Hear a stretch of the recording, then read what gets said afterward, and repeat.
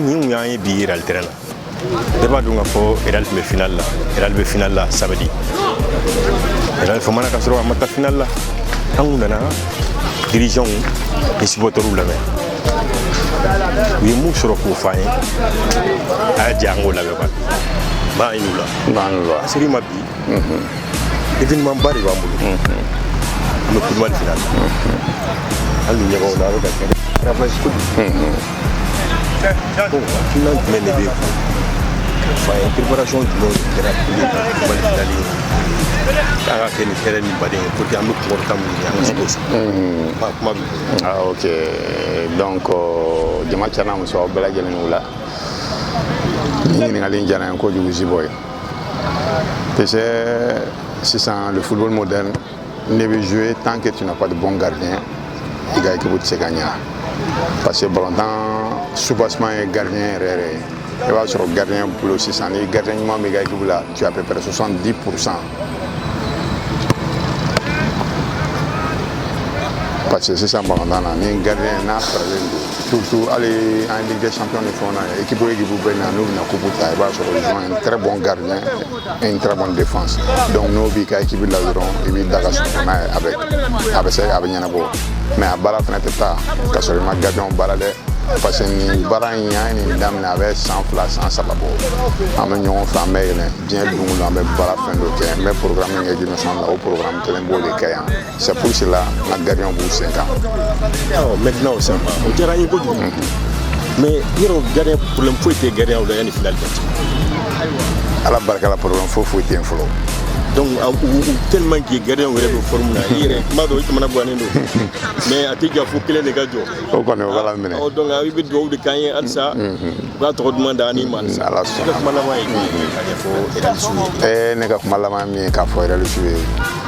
Vraiment, en forme de coupe. Donc, nous avons une bête frayant. Mais quand ça fait, que le content ils font au bébé black fait bide bébé fanim bala et là samedi beka boka frayant. Aka chala fait nan be magan kelen volo ala bomi. Voilà, mais Real dirigeant be fou. Maman de ko Real de qui reste sur la kono. Ambi faut kay wala mando. Le Real, c'est vrai, ça fait des mois en tombé après battant une fois. Le canicule en tombeau là, au canicule qu'on bana, Real sera qui reste sur ni ala kara barka, ani bara minkaya. Parce que le Real c'est une équipe professionnelle. Aujourd'hui, le Real seul a les moyens d'avoir un préparateur de gardiens professionnel, un préparateur d'équipe professionnel, un entraîneur professionnel et même un intendant professionnel. Je pense que Malik Loulania Takaladjabi, il y a un staff Takaladjabi. Bolo Fabaka vraiment avec Kodoke avec Kodoye au qu'on nous lire demain nous sur l'équipe ni kono il va sur l'équipe là ben ani kelea ani danaya o de faire nga baraka anga mo dodru samedi et ala sona kaseka kudi mali ala ka seka irali bon sanga dam na folo vraiment be bifu be i barakuram dam na 600 ala ka here. Parce que selon Ségou Touré, le petit d'aujourd'hui est le grand de demain. Je sais que Ralbi il kère là. Yeah. Donc Albi alaka chansi badima. Bon donc dans la finale là, bon en même temps Ral mo befo.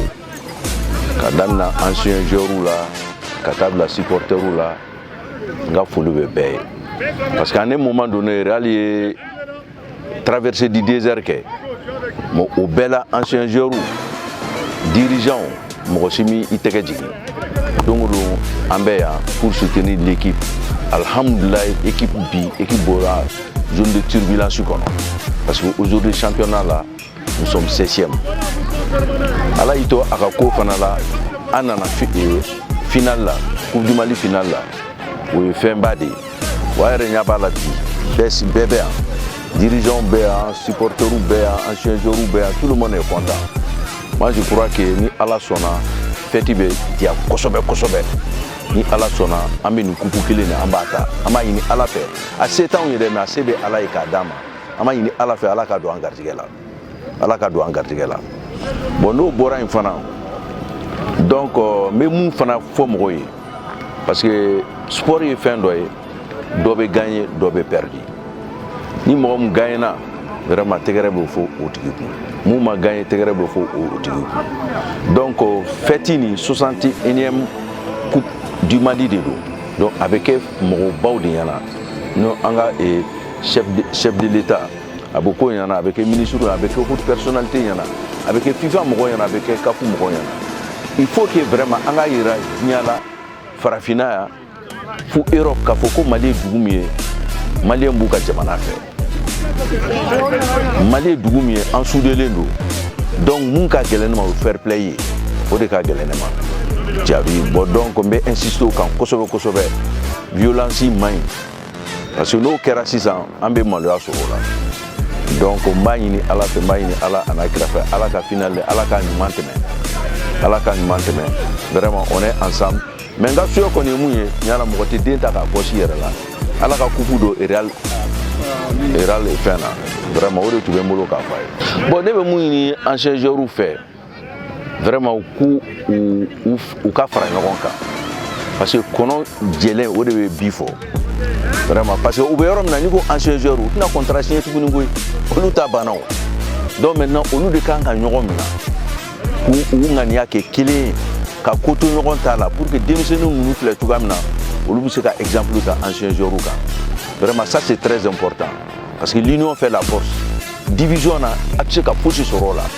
Vraiment ne bodi ni ancien fait koro ka koro boya dogoni ka dogoni boya vraiment que ça soit réciproque vraiment anga fara ɲɔgɔn kan anga ŋaniya kɛ kelen pour que vraiment real tɔgɔ wɛrɛ ka fɔ real la mun ni tɛ kelen bon ne ka kuma laban mun ye k'a fɔ Ziboy foli b'i yɛrɛ ye tiɲɛ yɛrɛ la foli b'i ye depuis ne y'i dɔn don min na ma tigɛ la je sais que courage min b'i la i ye nin de ye fɔlɔ mais hɛrɛ tɔ bɛ kɔfɛ ka na.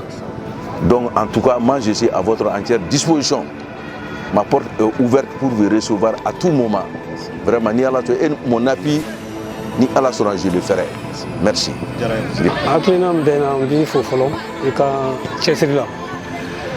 Bon, réalité finale là, ni soja parce qu'en bord ensuite on sait qu'en bon, saison d'année là, quand on baisse le Koujmali Konta, oui, Valentin, ça c'est aléatoire. Barade anase mais ni Real Jigniko et Nekon Tumado Real Teji. Ça, j'étais aussi convaincu pour Tamaki arrête maintenant. Même Bella Genefou, voilà. Real, ça dit que Real Tumala la faut attention à dirigeant, à ballontanao, à entraîneur, à supporter, à ballontanao, Kora Mouyo, Bella Genefou. Bella Gene, donc mana disukasi kumado. Donc mana peut-être l'année mena ke sorowa tesoro qu'on reflit kumado. Mais kenem kami moi je crois qu'en la wasa keneka. Parce que l'équipe est maintenue de belle manière. Ensuite on a coup du mal final. Bon, même il faut coup du mal final na katukola. Bon, c'est que Real digne final. C'est vrai qu'en famara mais Real digne coup du mal final là. Bon, ni ala ya ndogo ya bi ninan. Bon, en tout cas, on va faire fin bec pour que franchement, nous casser la Real Kanuma au compte des cadets. Comme président notre femme niveau, bon, mon tête donc à cocher vraiment. Bon, en tout cas, sportivité des cailles. C'est-à-dire que Real Beta naka sportivité naka engagement naka kenronkan. On peut qu'à que vraiment pour qu'on casse la équipe supporter et que ala casse la coupe de l'engagement. Bon, nous sommes anciens. Bon, vraiment, on est baram d'amener. Ala ka hina on ka entraîneur là, on a Chokobala. Nani, Nyanama FM bila 5 ans. Vraiment, on m'a ben nani quoi. Aya on entraîné. Ka fin na be ka tongulo. Vraiment, on a ka ketchup bela fin kanache. Donc, namache okoro kan nyomune na nyomune okoro ka barka be do alsa nyum ben encore olu bina fin do soroy min ka bolu fana be do foro la min ka bu pour le demain du Real ne be min ni don ni koro ndogonu ani flamu be alsa kan bolo di nyoma metri afo chugumina anka du dakelen fe anka bo dakelen fe an tɛ licencié belen koyi anw ta banna anw ka avenir kɔnɔ o b'anw kɔfɛ sa mais an bɛna min kɛ pour le club min ye min d'an ma an ka carrière kɔnɔ an ka vie sportive kɔnɔ an ka essayer ka na dɔ lase club ma dɔɔni. nin bɛɛ hɛrɛ de y'o juru ye an filɛ kɛnɛ min kan nin bɛɛ hɛrɛ ye ne y'an bɛ boli k'an kun da Real terrain kan parce que an bɛ final la bi anw dɔw ne y'an bɛ boli ka na parce que an bɛ final la bi o de y'anw boli ka se yan bon ne tun dalen b'a la n kun jigila tigɛra a daminɛ ma sera yɔrɔ dɔ la n delila ka bari ka na siɲɛ kelen ka na balontan lajɛ n y'a ye k'a fɔ denmisɛnnin minnu bɛ yan u bɛ se ka taa ɲɛfɛ u bɛ se ka taa ɲɛ mais compétition kun bɛ dɔw jɛ n seginna kan fɛn kɔnɔna la compétition kun bɛ dɔw jɛ surtout minnu bɔra kɔfɛ ka na a bɛ komi a caman tun tɛ jouer kɔfɛ kosɛbɛ kosɛbɛ maintenant u nana u ye compétition sɔrɔ n y'o de fɔ fɛn kɔnɔna la n ko compétition sɔrɔlen kɔfɛ ne t'i jɔrɔ fosi la ne bolo ni équipe bɛ se ka hali ligue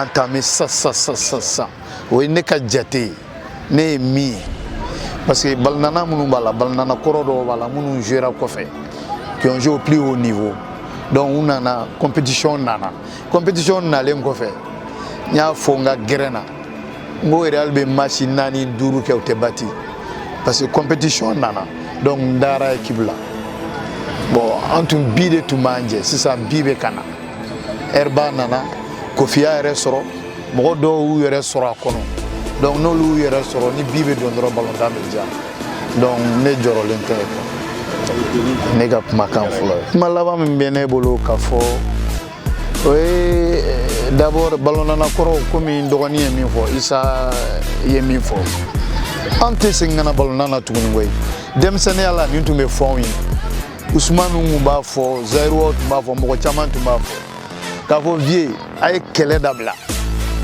don dɔ aw de ye yan aw bɛ kɛ responsable ye mais an kun t'a jate mais bi a nalen filɛ kɛ anw nana kɛ responsable ye diyagoya i bɛ kɛ responsable ye fo n'i bolila n'i y'i ka responsabilité f'u ye i dun tɛ se k'a f'i parce que i tɔgɔ bɛ yan de yan mɔgɔw de b'i dɔn yankaw de b'i dɔn i ye Real de ye yan de b'i dɔn donc i tɛ se ka boli donc an bɛ se ka min kɛ an ka fara ɲɔgɔn kan balontanna kɔrɔw an ka fara ɲɔgɔn an ka na kɛlɛ tɛ foyi ɲɛ nimisa kɔ o de y'a kɛ ne ko n ko an bɛɛ ka kɛ mɔgɔ muɲunen minnu tɛ muɲu i k'olu to yen olu k'u ta kɛ mais e bɛ muɲu o kɔnɔna la i bɛ ko bɛɛ kun n'i ye ko bɛɛ kun minnu b'i kɛlɛ u bɛ tila ka segin i ma u bɛ bɛn a bɛn mina dɔɔni dɔɔni a tɛ se ka na yɔrɔnin kelen n'an bɛnna dɔrɔn kɔnɔkulu jɛlen de bɛ bi fɔ n'an bɛnna dɔrɔn walahi équipe in bɛ taa ɲɛfɛ ne dalen b'o la et je sais bien que pépinière camanba de bɛ Real la Real diyagoya ye Real ka kɛ nin bɛ yen quoi le football est là c'est ici là c'est pas que n bɛ ka équipe tɔw fɛ dɛ mais yan équipe fɛn bɛ yan nɔ mais n'an y'a bila mɔgɔ wɛrɛw b'a ta équipe wɛrɛw bɛ fort ka tɛmɛ an kan parce que équipe kuraw bɛ ka wuli minnu bɛ denmisɛnninw former il faut qu'an fana ka arriver ka toujours ka continuer ka denmisɛnninw former an kana salaya n'an salayara dɔrɔn équipe minnu bɛ kɔfɛ denmisɛnnin minnu bɛ ka wuli u bɛ fort ka tɛmɛ anw kan n'o kɛra an bɛ kasi dɔrɔn par exemple don an taara Nani fɛ yen Nani de ye nin fɛn bɛɛ sigi an fa n'an kɔrɔkɛ n'an bɛnkɛ ale de ye nin ko bɛɛ sigi a fɔra ne ko Real bɛ 16e position na n kasira ɲɛji la Beni ninnu sigilen filɛ j'ai pleuré parce que n tɛ se ka da la équipe dɔw bɛ bɔ olu bɛ na équipe dɔgɔyali tɛ mais ne bɛ Real de dɔn quand on est 16e j'ai pleuré mais n tilara n ye n da ka miiri je dis que équipe in a bɛ segin a bɛ na a bɛ segin donc an bɛɛ ka segin ɲɔgɔn ma an bɛɛ ka kɛ kelen balontanna kɔrɔ an tɛna jouer tuguni koyi an bɛ mɔgɔw de ɲini ka na minnu bɛ se ka jouer anw nɔ la minnu bɛ se k'an tɔgɔ fɛnɛ. Bon Zibo i ka kuma ɲɛna mais ne ka foliba bi i yɛrɛ ye parce que i yɛrɛ ni cɛsiri quoi franchement an b'i fo. Bon comme Fama y'a fɔ cogo min na Isa y'a fɔ cogo min na Vi y'a fɔ cogo min na olu ye kuma bɛɛ fɔ an kiseli dɔrɔn de don parce que Real la mɔgɔ caman bɛ kuma ne bɛ se ka kuma nin ɲɛna n bɛ se ka kuma Isa ɲɛna n bɛ se ka kuma Mala ɲɛna n bɛ se ka kuma Mɛtiri ɲɛna n bɛ se ka kuma n denkɛ ɲɛna parce que Real fɛn fɛn bi Real la ne wolofa ye baara kɛ Real la ne wolofa ti ɲama i b'o tɔgɔ f'an ye. Kalifa Kulubali. Ba kun b'a dɔn kojugu. Ne burankɛ o kɛra yɛrɛ supporteru ka président. o fana tɔgɔ f'an ɲɛna. Madu Kɔnɛ. O denkɛ o kɛra yɛrɛ supporteru ka président. Amadu Koni. Tarikuw de ye ninnu ye. Ne yɛrɛ woloden jouera. Ne dɔgɔkɛ ye baara kɛ so kɛrɛfɛ Real la. Olu tɔgɔw f'an ɲɛna. E woloden ye jouera o jɔn. Kalifa Kulubali. Mun bɛ Nantes la sisan. Voilà. Voilà. Bon anw tɛ Real la, anw bɛ Real la. An tɔgɔ de bɛ Real la bon an tɛ se ka bɔ Real ko. Ni Real binna anw binna, ni Real wulila anw wulila. An bɛɛ y'anw an tɛ. Fɛn fɛn jouera Real la. I bi yan o tɛ yan ni Real ye coup de mal ta bi a bɛ fɔ Real de. Est-ce que a bɛ fɔ ko Samake? A tɛ fɔ GMC, a tɛ fɔ Issa, a tɛ fɔ Mala, a tɛ fɔ Maître. Real de bɛ fɔ. Bon vi y'a fɔ cogo min na o de don an k'an tɛgɛ di ɲɔgɔn ma an ka baara kɛ. Ne bɛ kuma joueur de kan. Ne bɛ u ka ɲɔgɔn minɛ. U kana dimi ɲɔgɔn kɔrɔ. Ni Alitiri ye ko dɔw kɛ sa u ka na Alitiri jate. U ka Alitiri to yen. U k'u ka ballon ta. N'u ye ɲɔgɔn minɛ ka ɲɔgɔn lamɛn u bɛ ɲɛ sɔrɔ. Ensuite supporteru ka dɛmɛ ka wele-welekan bila supporteru ma. Olu de bɛ ninnu dafa. N'o bɔra yen les anciens joueurs yarɔ olu ye ko caman kɛ e yɛrɛ b'o kɔnɔ donc bɛɛ ka dɛmɛ équipe mago b'a bɛɛ ka dɛmɛ na donc mankan minnu bɛ yen halisa dɔw kan ka fɛɛrɛ donc an b'a ɲini olu fɛ halisa u k'o bila kɔ u k'u ɲɛsin équipe ma. Moi je pense que n'o kɛra an bɛ niveau min na an bɛ tɛmɛ o kan bɛn kɔnɔna na voilà n ka kuma laban ye min ye o ye toujours les anciens joueurs les supporters les dirigeants an bɛɛ ka fara ɲɔgɔn kan an ka hakilila kɛ kelen ye ni hakilila kɛra kelen ye ala b'an dɛmɛ. Zibo i ka na an ka terrain na wulada in na stade Kajali Jawara la Real dangayɔrɔ la a diyara n ye i n'i ka teleso Raficom an b'aw fo k'aw filɛbaga bɛɛ fo halisa jama a ye teleso kura in a y'a lajɛ information sportive caman grâce à Zube a bɛ nouvelle caman sɔrɔ a kɔnɔ. Zube Real anw ka Real ko ye kanu de ye. Real b'anw dusukun en cœur de la. Real kɛra togo o togo anw tɛ bɔ Real kɔ. Depuis anw fa depuis ne fa fo bi ale ma club wɛrɛ kanu Bamakɔ yan ni Real tɛ. I tɛ ɲama i b'o tɔgɔ f'an ye. Histoire de don a tɛ pan o. O fa kun ye jɔn ye? Musa Jara. Alhamdulillah. Bɛɛ b'a wele ko Gana Musa. A banna continue. Depuis Real bɛ taa Nigeria tournoi ni fɛnw na ne fa de bɛ carte di u ka don a kɔnɔ u ka taa donc ne nana ne yɛrɛ jouera Real la n ye n ka fɛn bɛɛ kɛ Real la Real kanu o de an bila la. Équipe mana gɛlɛya sɔrɔ cogo o cogo anw tɛ se k'an kɔ don équipe la o équipe anw de ta ye mɔgɔ wɛrɛ ta tɛ surtout anw minnu jouera club la anw de anciens joueurs ye n'anw ma wuli ka na entraîneur kɛrɛfɛ ka entraîneur dɛmɛ ka denmisɛnninw sensibiliser galvaniser a bɛ kɛ cogo di depuis an bɛ gɛlɛya kɔnɔ alhamdulilayi fo ka n'an bɔ gɛlɛya kɔnɔ an bɛ 7e position na bi Dieu merci an y'an jija tuguni ka na fɔ coup de main final la an ka ala deli de ye coup de main 61e édition nin an ka ta ka na n'a ye Real cour kɔnɔ a ka fête ba kɛ o de ye an bɛɛ ka laɲini ye. Ne bɛ wele-welekan min bila o supporteru bɛɛ ka bɔ samedi bɛɛ ka bɔ ka taa Real supporter b'a ɲini bɛɛ fɛ bɛɛ ka bɔ fɛn o fɛn bɛ yen an k'o bɛɛ bila karisa y'a don ta karisa y'a bɔ tan on laisse tout. Real b'an dusu n'a bɛ mɔgɔ mɔgɔ dusukun na club ka di ye an bɛɛ bɛ ɲɔgɔn sɔrɔ terrain na samedi ka Real jukɔrɔma tintin ka Real supporter pour an ka se ka kubu ta ka na n'a ye Kajali Jawara la yan. N'i y'an ye Real denw kɛrɛfɛ nin ye Fuseni Sisoko ye Dirisa Kante nin bɛɛ ye Real denw ye u bɛɛ jouera Real fɛ Ama dem ne Fousseni Sissoko na Fousseni Sissoko ine wula Idrissa Kanté ine wula oh Fousseni an bɛ final la bi wele kan jumɛn b'aw bolo ka fɔ tɔw ye komi aw kɔrɔw yɛrɛ kumana ka ban a bɛ se ka jumɛn de fara olu ta kan bon Zibo an b'i fo fɔlɔ i ka baara la bon i bɛ baara min na i bɛ baara ɲuman de la nin bɛɛ réel ko de ye quoi donc an bɛ se ka min kɛ k'i wele k'i fo i ye baara ɲuman min kɛ réel la nin bɛɛ ye de parce que an bɛnnen de don n'i y'a ye nin yɔrɔ in na parce que nin ye o ye bɛn de ye baara de kɛra et puis bɛn b'a kɔnɔna la donc an bɛ se ka min ɲini joueurs fɛ u ka ballon tan balontan ye dusuko de ye quoi i bɛ jouer ka jouer ni dusu ye an bɛ encadrement fo ka dirigeants bɛɛ fo parce que n'u ye réel ye nin yɔrɔ nin na baara dɔw de kɛra ka sɔrɔ an ka se nin yɔrɔ nin na donc n ka foli bɛ dirigeants ye n ka foli bɛ encadrement ye ka joueurs fɛnɛ fo donc bɛɛ de bɛ fo bɛɛ de bɛ fo an bɛ bɛɛ de fo nin ko in na équipe ka se nin yɔrɔ nin na vraiment c'était pas facile parce que nous revenons de très loin équipe tun bɛ fo dugu ma bon an sera nin yɔrɔ nin na vraiment baara de kɛra et puis bɛn de b'o baara fɛnɛ kɔrɔ donc o foli kan de bɛ nin et que le meilleur gagne et b'a fɔ ko a ka d'an ye Real ka gagner dimanche.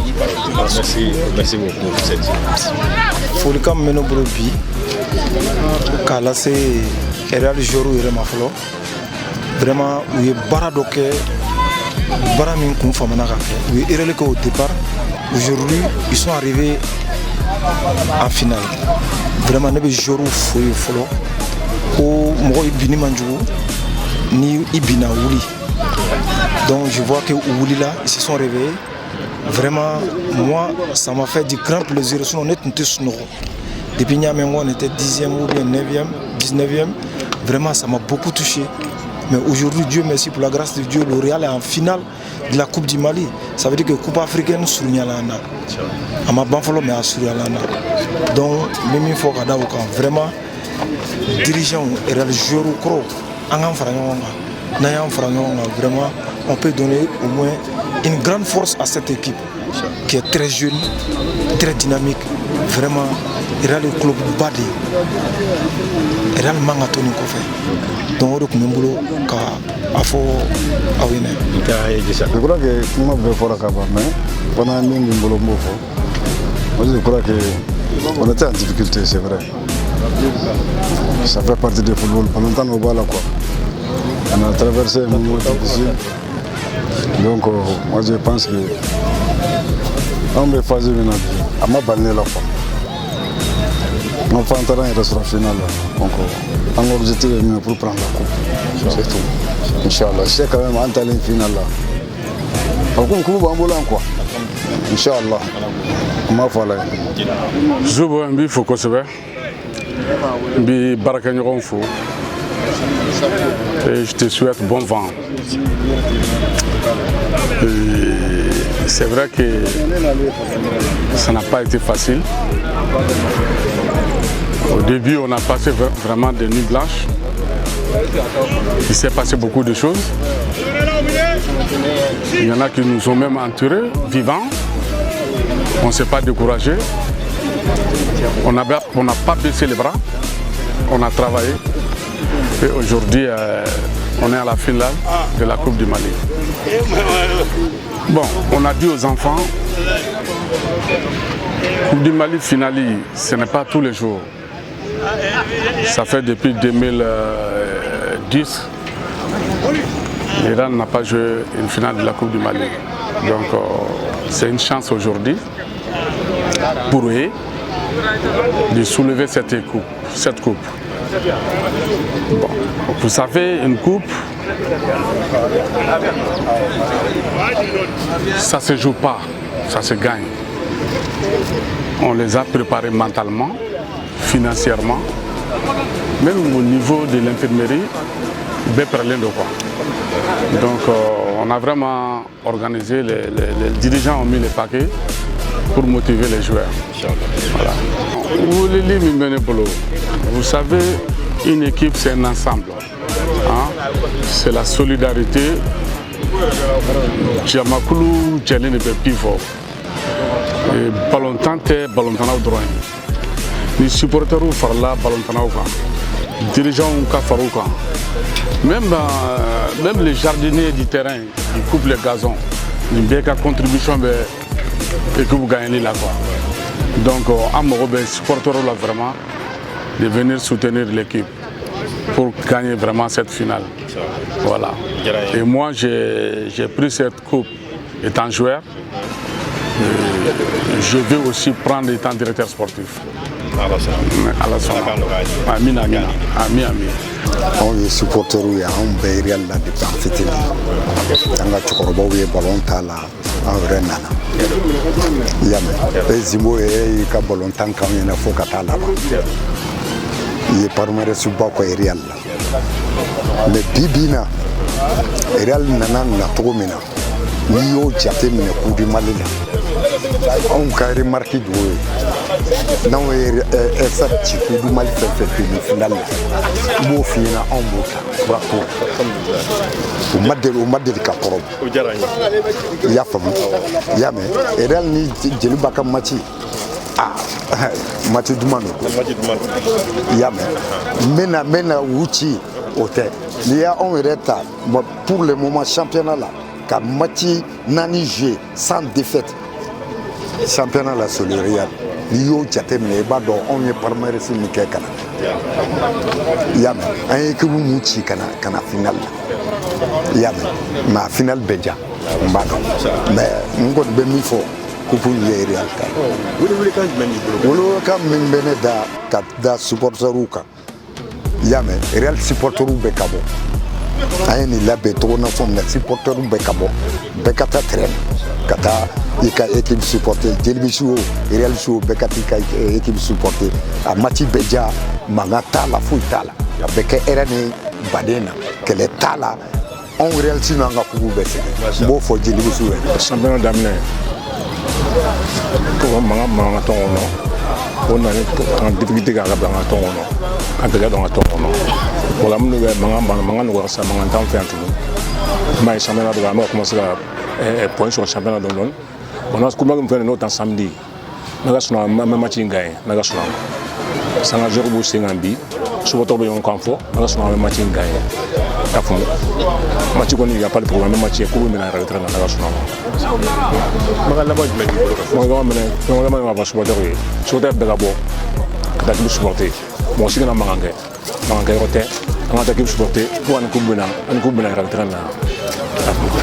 Parfois je refais pour beaucoup de gens encore besoin de temps. Après am sa kubu am sa ni kubu am sa ni sur kana la ira trena. Radin kubu magi famana radin samena komana. Mais ça go nadam na ni. Afu. Radin nadam na ni sangra meke champion am kubu tam dubu sangra na gasuma. Amba ira fo kosobe au déplacement mike kana vraiment kana on interviewer in jaran kosobe. Bon encore mika labe mike comité minu bébé au nom de la SRL et puis les quartiers de pantar final là en masse on est barreau d'amener on peut galvaniser on peut faire il y a 100 ans en Iflade en fait on a essayé ni Kenega on a essayé ni Kenega on l'a bien connu mais Allah ne créa son l'a bien to en boto du voilà quoi mais Allah ne créa son on est là bureau central là 5e vice-président et a comme supporter bureau voilà bon la même sabatile noir am se ka doni fois là mais am to garder no e comme tenu to nyoko ka photo wamna parce que al sansan am boto e la bene là am me rondo là bo chini fene romba ambula am profiter na ka fo be rasi be yoro be ka bokana parce que depuis nous ko ndam na am masiki am jo bon parce que en famara finalement donc faut en seko emi en gojira donc on est à la boue mais en ce qu'on connaît mi a date bon on est à la sonne bon mi a les motivations et on a Nigeru on est quoi tu sors on a fla bon donc vraiment il y a nous il y a le mawati ban jolin soro ko te pas ka gele faut qu'on a noya bon ni à la sonne ma on connaît en mobilisation là mais ama ni na la fa la ka coupe ndo en garde gala d'accord la BMB ça dit que en réalité